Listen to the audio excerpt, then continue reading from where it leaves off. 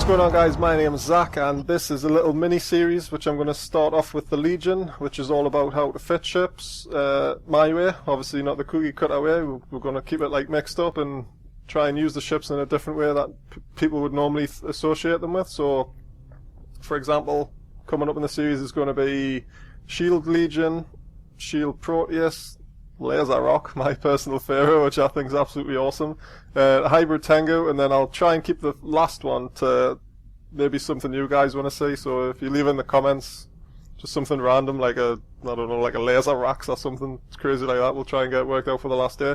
But my internet is shitty, so I might not be able to get one up every day because it takes absolutely ages to like upload, because like I've got like a 0.8 upload or something. So if you're uploading like a few gig file, it takes absolutely ages, as you can imagine.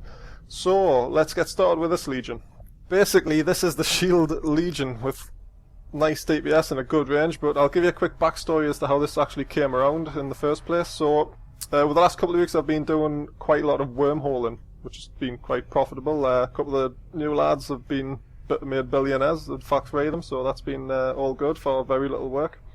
But basically I took in a Loki at the beginning, which was a similar fit. It was like all damage in the lows and like similar shields, like mid slots and stuff. Worked quite well, but it was just totally lacking the range. Like the fall off was quite high on it, so I had to get really close all the time to do any decent damage. Where with the lasers and stuff, you can project a lot more DPS over a massive optimal. So that was like the sort of thing where I could stay like out of range instead of being balls deep in there.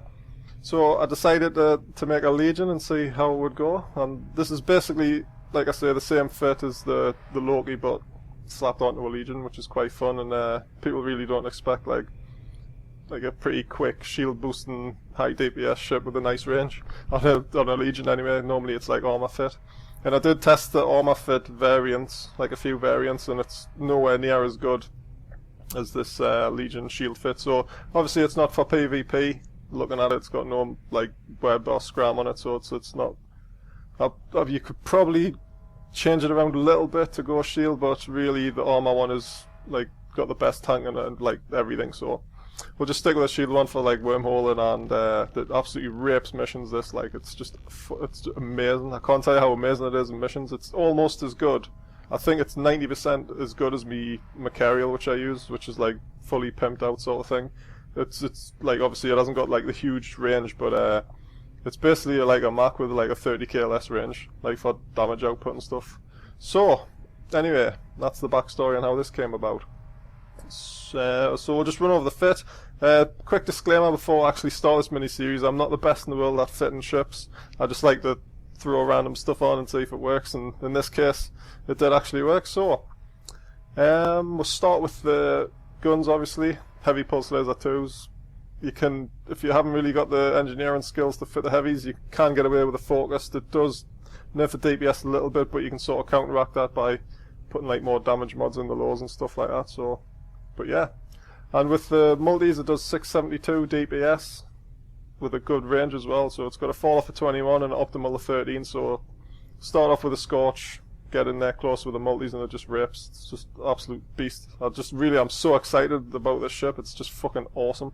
Never been excited for a ship since, well, I can't even think of the last time I was this excited about flying a ship, because this is just amazing. I had 2 of these in a wormhole last night, and it was just absolute epic. Just so epic. I'll try and throw some footage in at the end just to show you. But anyway, we've got the best guns in the top, so that's always a massive help. We'll just throw some Scorch in there real quick, just to see the range. Now Scorch is where it really shines. Scorch ammo is just so overpowered. So with the Scorch we've got like a 50k fall off and an optimal of 40, so that's just like insta popping frigs at 40, 45k. It's just fucking, even the sleepers and stuff die really quick. And the damage, as you can see, it's still really powerful. It's like 536.2 DPS. And as always, you can overload and like get more and just absolutely more rape face. So that's about it for the tops. In the mids, we've got a Gisty C type 10mm micro warp drive. Now I'll get back to the micro warp drive thing later versus the afterburner, but I'll just go through what I've got fitted. And this was obviously chosen because it gives a less cap nerf than the T2. I believe it's only 8%. yeah, 8% versus the 17% cap nerf of the T2, so you can get away with it, but I like to be cap stable-ish. Invul Field, obviously for resists. Cap Charger 2 to keep yourself stable, which I'll get back to in a minute as well. And the Shield Booster, which I use quite a lot on a lot of my ships. I'll use this particular one on the Machariel as well for the Mach Fit. The Pythia Type Large, it's an absolute beast, and it's not massively over expensive. It's like 220, 230 mil in jitter, I think. So that's not too bad. In the lows, we've got True Sancha heatsinks times 3. Now, I don't normally go pimped heatsinks and tracking enhancers and stuff, but I thought, fuck it, why not? It's a pimped Legion, let's just do it. So it gives you a nice DPS boost while keeping the old CPU down a bit as well. Tracking enhancer 2s, just the standard tech 2s, because the other ones are just like the Dead Space and the faction ones. The faction one's pretty much the same, but like lower CPU usage, so I don't really need that. And the like Dead Space ones are just super way overpriced. I just don't know why anyone would like use them. And the last low slot, I just stuck in a True Sancha Power Diagnostic System, which gives quite a few bonuses. Don't think people realise just how good they are. Cap Recharge 8.5, Power Grid bonus 7.5, which will help if you're struggling with fitting the Mega Pulses. Shield bonus 5, so that's always helping the old Shield Legion. Cap bonus 5% as well, which helps the stability, even though you don't need this mod to keep it stable, because the Cap Recharger sort of takes care of that. And it's not really that expensive either. I think it was only like 40 mil, maybe less. Rig slots, we've got 2 Cap Control Circuit T2s. They were like 44 mil a piece, but like I say, it's a Legion, it's a tech free. You want it to be pimped, so keep it nice. And really, 40 mil is not that bad for a T2 rig.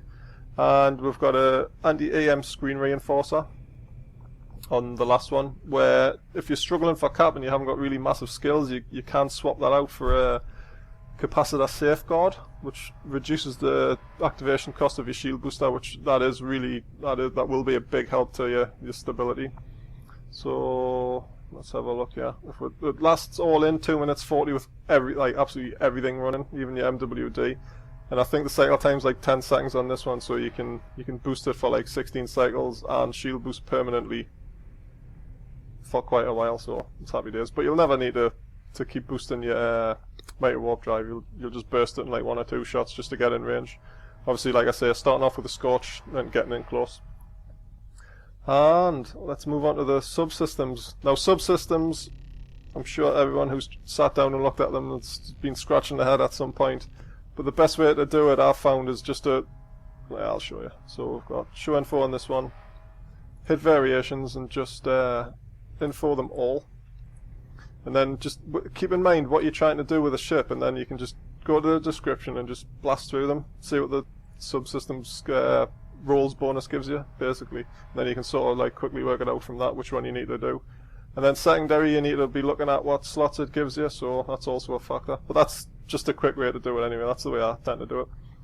So for the electronics, I went for the Disillusion Sequencer, and that was only because it gives you the 4 mid slots. What bonus does it give you? So Sensor Strength, it's not really any use to me for this ship, but it was just literally for that bonus of the 4 mid slots, so that's why I went for that one. And this is the only LOL one, which doesn't really help the ship in any way apart from the fit. This one actually gives you 10% bonus to armor hit points on the augmented plating.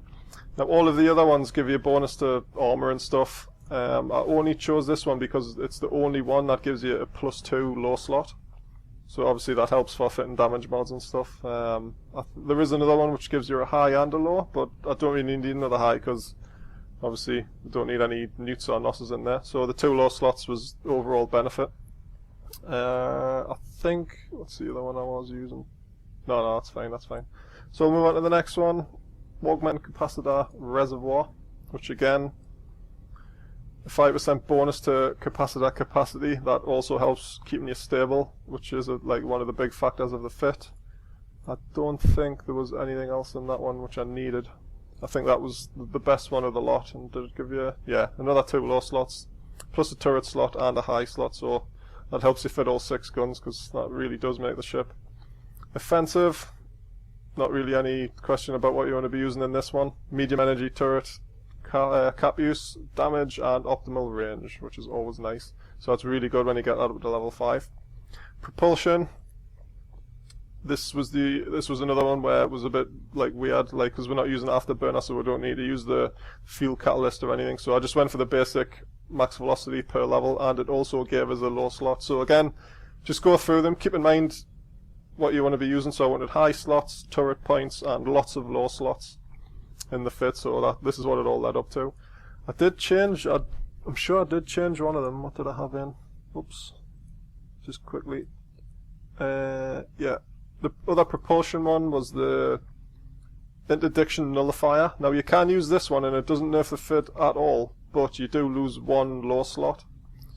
So you just need to take off like a heatsink or something, or take off this PDS and everything will still fit. So that's pretty good if you don't like bubbles and stuff, if you're a bit skitsy about that. So that obviously does help because you can warp straight out. But I thought the extra low slot would sort of benefit the ship more overall, and when I'm doing wormhole ops and stuff, I've always got cover on all the exits and entries to the hull, like with alts and stuff, so we're pretty clued up on like how to run them. So as long as you just play smart, you shouldn't ever get bubbled, really. Right, I think that about wraps it up. I'll try and keep this short, but it is an amazing ship. I've had it out on a couple of missions, like I say, with a couple of lads, and they're just like, whoa, how are you doing that much damage in that range? And it really is good. I think all in this one cost about 1.4 bill maybe, but is it expensive for this type of fit? Because if you're shield boosting, you need to have a pimped shield booster, because the tank isn't massive, obviously. The EM and thermal's quite low, so you can't even take a heatsink out or a tracking enhancer and put a flux coil in there, capacitor flux coil.